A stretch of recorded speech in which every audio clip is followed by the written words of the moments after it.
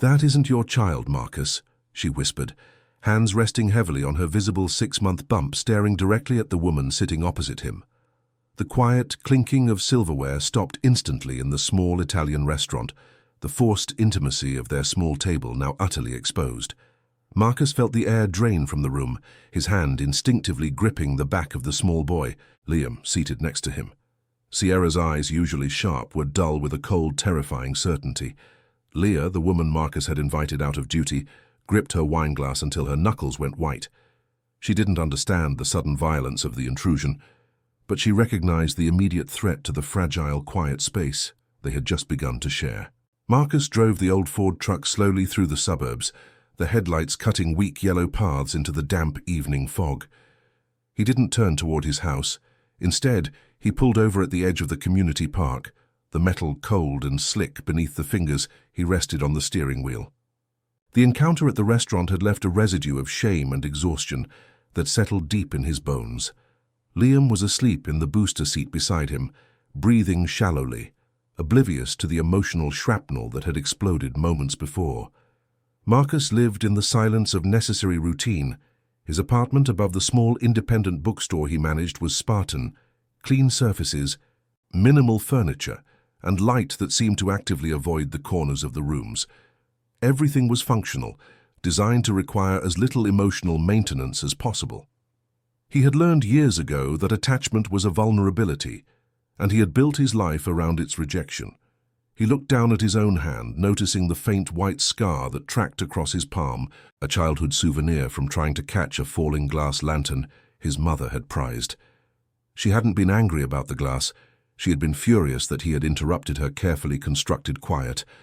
That moment had taught him the central rule of his existence: be small, be quiet, and do not ask for help. Liam shifted, bumping the door handle. Marcus reached over and gently adjusted the blanket draped over the boy, an action now automatic. Liam was the only exception to Marcus's rule of emotional distance, the one person he couldn't afford to fail, yet the presence of his son only amplified the fear of inevitable loss. Every soft breath Liam took was a clock ticking toward the day Marcus would have to explain the full, devastating reality of his fractured history.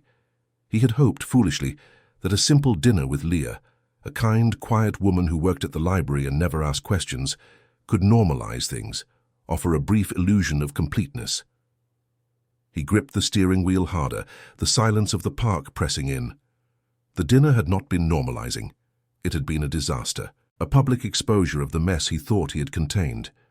He knew he needed to go home, face the cold walls, and reset the defenses that Sierra had just so effortlessly breached.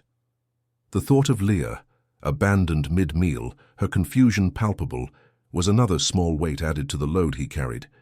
He had fled, taking Liam, leaving her to deal with the aftermath. It was the only way he knew how to protect himself. Immediate retreat. Leah pulled her old Volvo into the library parking lot before the sun fully rose, the chill of the morning seeping through the cracked leather of the driver's seat. She had spent the early hours cleaning the remnants of the disaster dinner from her mind, a task as tedious and necessary as shelving the oversized history books that awaited her.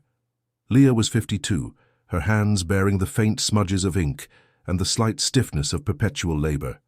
Her life was defined by quiet competence, paying bills, caring for her elderly but fiercely independent mother, and ensuring the local history section remained meticulously ordered. She didn't seek drama. It found her only in the pages of fiction. The night before, Marcus had bolted, leaving her to handle the shocked waiter and the intense, accusatory stare of the pregnant woman named Sierra.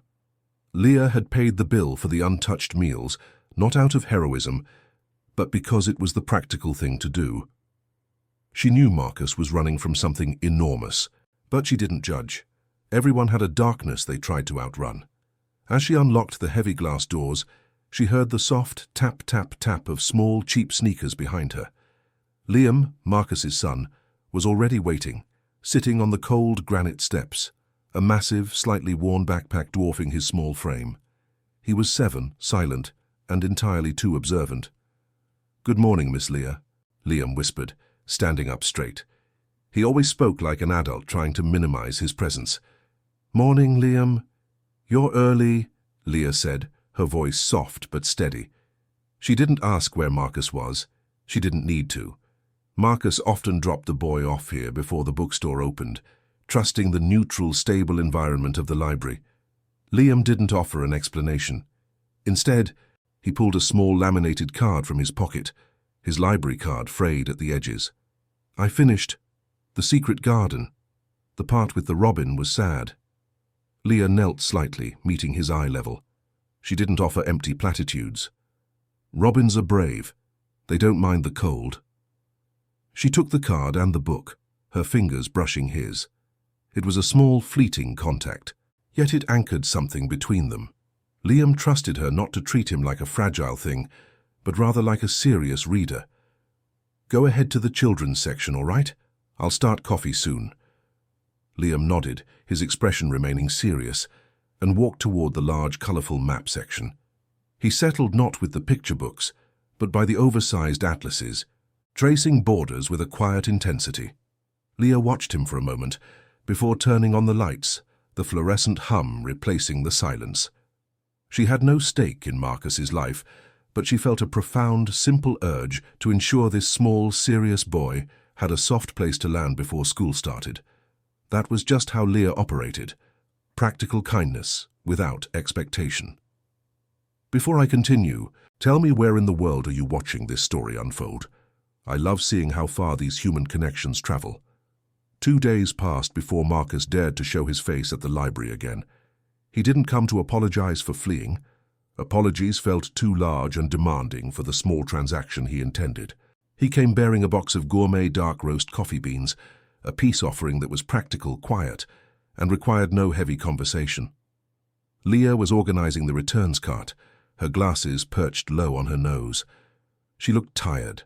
The stress of dealing with her mother's increasing forgetfulness etched around her eyes, but she didn't look angry. She simply looked enduring. I owe you, Marcus stated, pushing the box of coffee across the counter. He kept his eyes fixed on the worn wood, avoiding hers. You paid for the coffee already, Marcus, Leah corrected gently, pushing the box back halfway. The rest was just logistics. You paid the check, he insisted, his voice low. I ate half my meal. It was fine. She finally looked up, her expression completely devoid of accusation, which was somehow worse than yelling. Liam is in the periodical section. He's making notes on old weather patterns. Marcus felt a sharp, unexpected tightening in his chest. Liam rarely opened up, even to him, about his intense interest in meteorology. That Leah knew and didn't find it strange felt like a small, unexpected gift. He likes predictability, Marcus murmured, a defensive explanation he usually kept to himself. Don't we all? Leah replied, and the simple statement settled the dust between them. She finally took the coffee box, placing it under the counter. I'm short-staffed this morning. The delivery truck for the new fiction is running late and the ramp is stiff. If you have 5 minutes, it wasn't a plea. It was a matter-of-fact request for physical strength. Marcus, who spent most of his days behind a counter of aging literature, found himself nodding immediately. They worked in near silence for the next 20 minutes. The metal ramp on the back of the delivery truck was indeed rusted and stubborn. Marcus used his weight, grunting slightly, pulling the ramp down with a practiced effort. Leah, without being asked, appeared with a can of lubricant from the maintenance closet. Her efficiency was unsettlingly comforting. As they stacked the heavy boxes of new releases onto a dolly, their arms occasionally brushed. Marcus noticed the network of fine lines on the back of her hands, the small cut near her wrist. This shared physical labor, the coordination of two quiet bodies focused on a simple, mundane goal, was more intimate than the awkward dinner they had attempted. Thank you, Marcus, Leah said, wiping the sweat from her temple with the back of her hand. It was nothing. Everything is something, she countered, her gaze steady. Especially when you choose to stay instead of run. Marcus felt the weight of her words, a silent acknowledgement of the restaurant incident, yet devoid of judgment. In the sterile, light-filled back room of the library, a safe space had unexpectedly begun to form, built not on shared dreams, but on shared, necessary work. Later that afternoon, back at the bookstore, Marcus was tidying the rare books section when a loose piece of paper fluttered from between the pages of a forgotten novel. It was a faded photograph, small and square, the edges softened with time. It showed a young boy, maybe 8 years old, with Marcus's same intense dark eyes standing awkwardly next to a carousel horse. He picked it up, his thumb running over the smooth, glossy surface. It wasn't him. It was his younger half-brother Daniel. The memory that attached to the image wasn't the laughter of the carnival, but the distinct scent of cheap cotton candy and stale beer.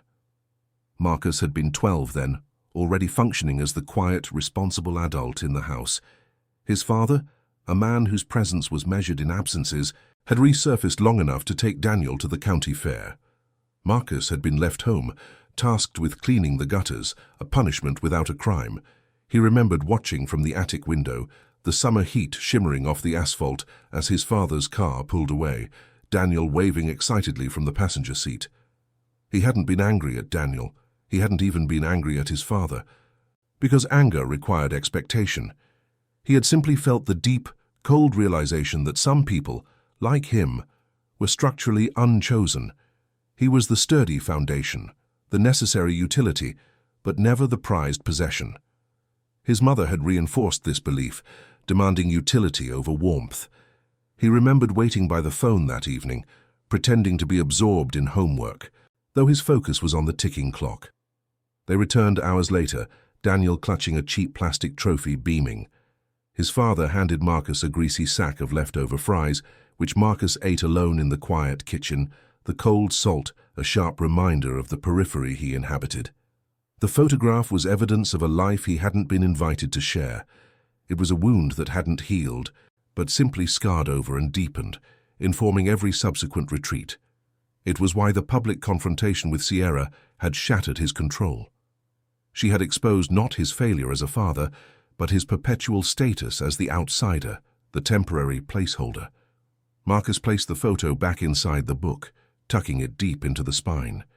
He felt the familiar urge to close off, to make the bookstore his fortress. But as he wiped down the glass counter, he caught sight of the coffee grounds he'd used earlier, the expensive dark roast he'd given Leah.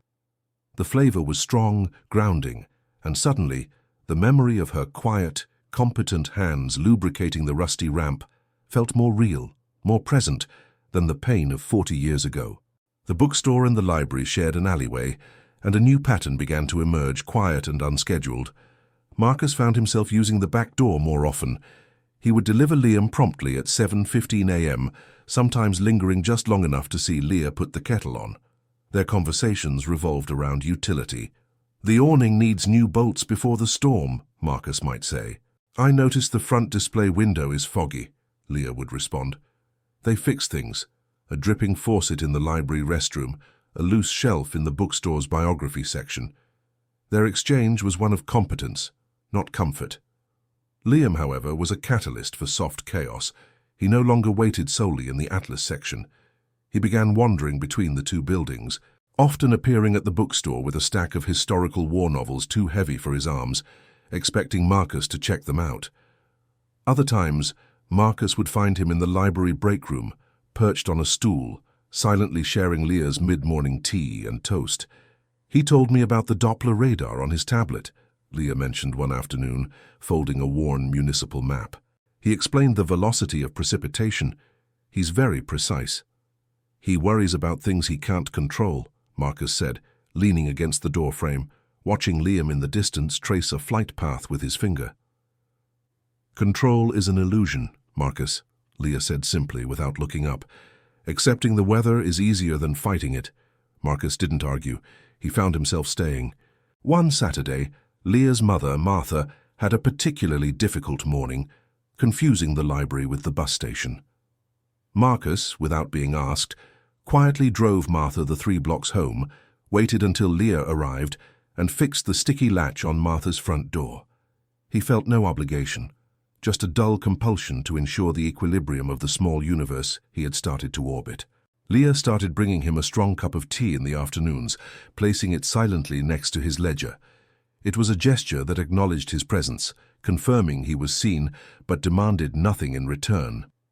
This silent, operational proximity was the closest thing to belonging Marcus had experienced in decades.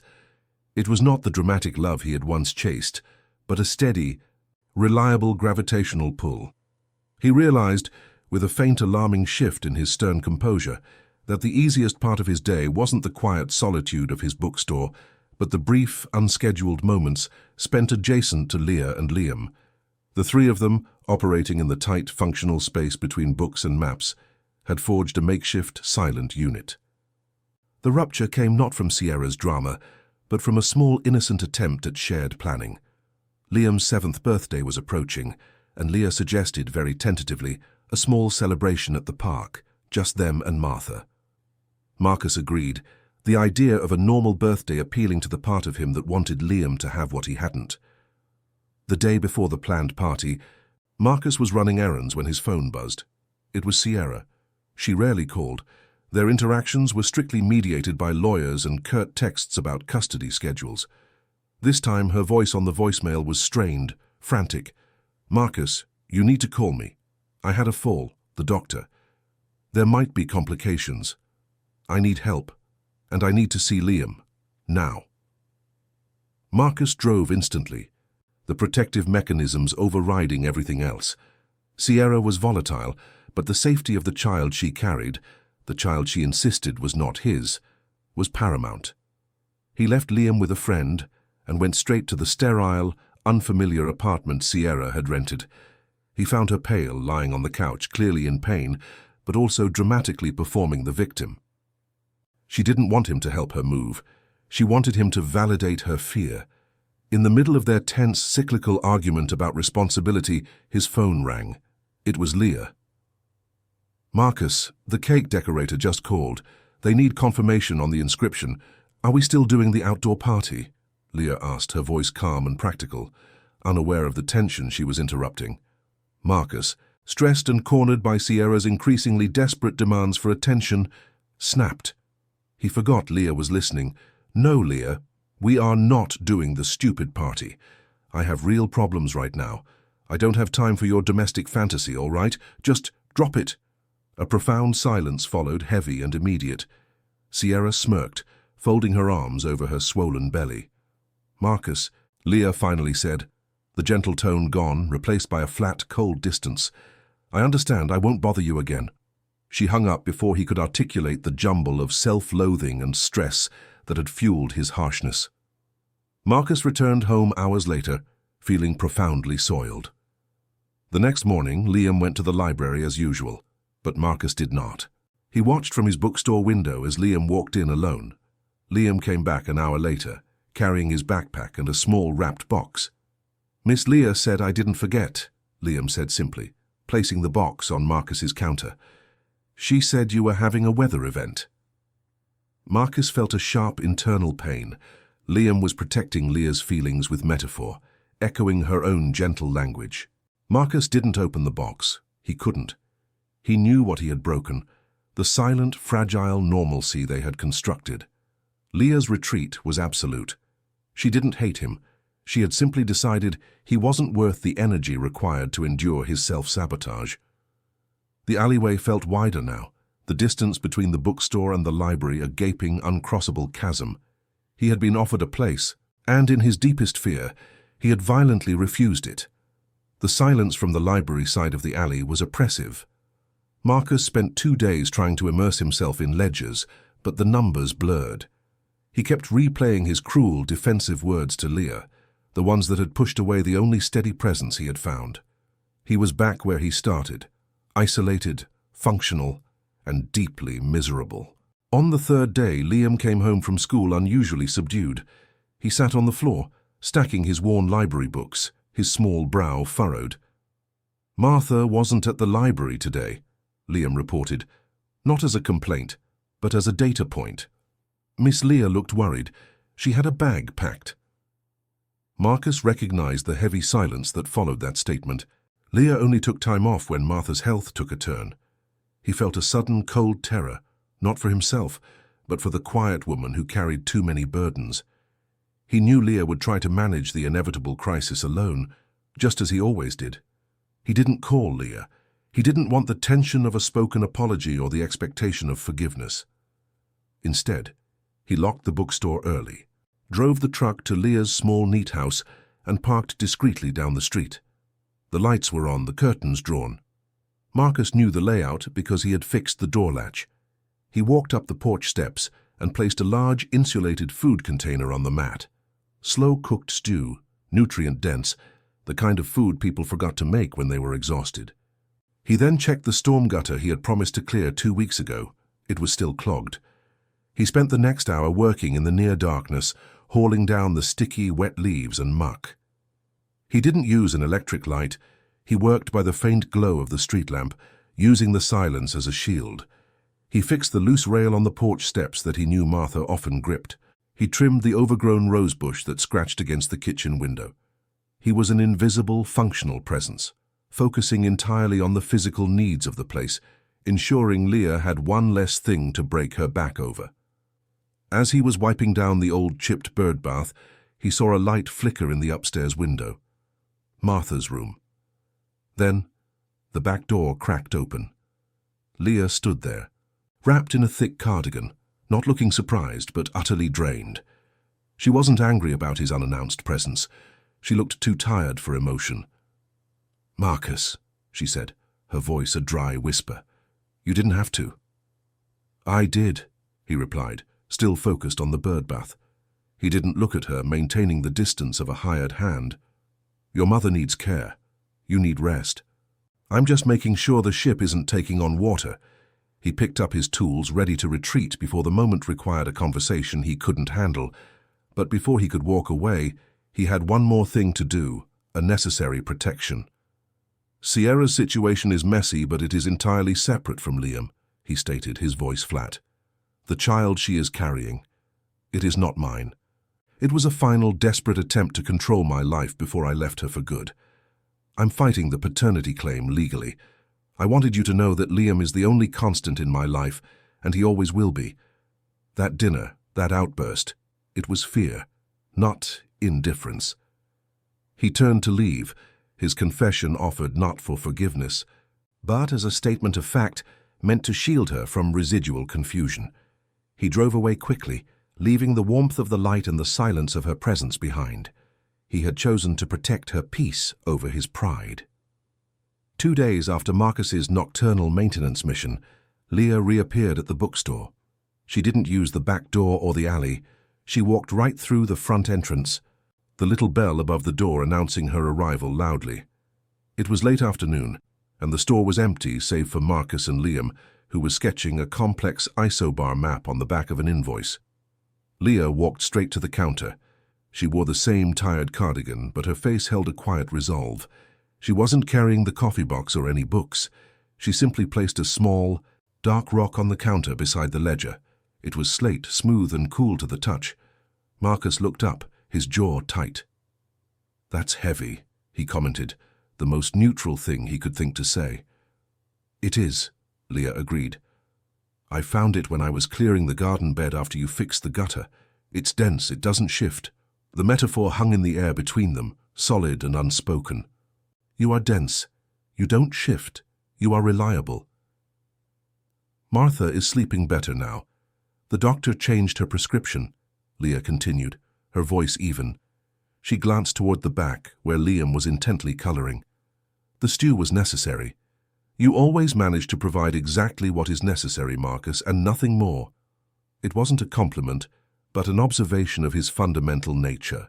Marcus felt the familiar urge to deflect, to retreat into the safe, structured world of his own pain, but he knew he couldn't break the silence this time. He just nodded once. "Thank you, Leah, for enduring my weather event," he finally managed, allowing a flicker of self-deprecation. Leah allowed a tiny, exhausted smile. "You don't apologize well, but you fix things. And that I understand." Liam, who had been listening with the intense focus of a radar operator, slid off his stool and walked over. He didn't look at Marcus or Leah. He just touched the small slate rock on the counter, testing its weight. "The forecast changed, Miss Leah," Liam announced to the stone. "We were supposed to have a heavy pressure system moving in, but it diverted north. It's stable now." It was the most direct acknowledgement of the emotional climate Marcus could have received. Liam, the innocent observer, had noted the instability and confirmed the arrival of peace. He had identified the storm and then declared its end. Leah knelt down, wrapping Liam in a brief side-armed hug that was purely practical comfort. She then looked at Marcus. There was no demand for commitment in her eyes, only an offer of shared space. She didn't need his past explained, only his present honesty. "The library is open tomorrow," she said finally, "and I have a large stack of maps I can't reach." It was a request for simple shared work, a return to the necessary routine that had created safety in the first place. Marcus picked up the slate rock. It was cold, heavy, and reassuringly real. "I'll bring the ladder," he replied. 3 weeks later, the new routine was solid. It wasn't perfect. There were no grand gestures.